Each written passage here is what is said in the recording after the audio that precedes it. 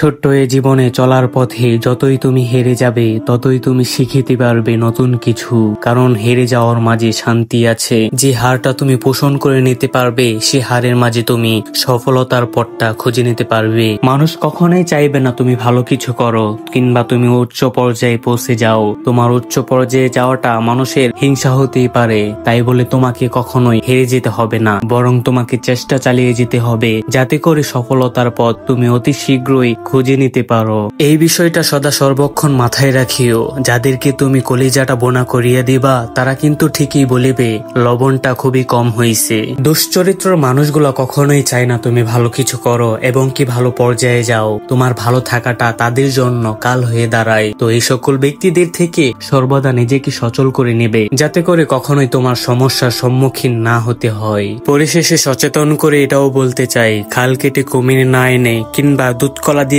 কালসাপ না পুষে নিজের বুদ্ধিতে বারবার হেরে যাওয়াটাও অনেক ভালো।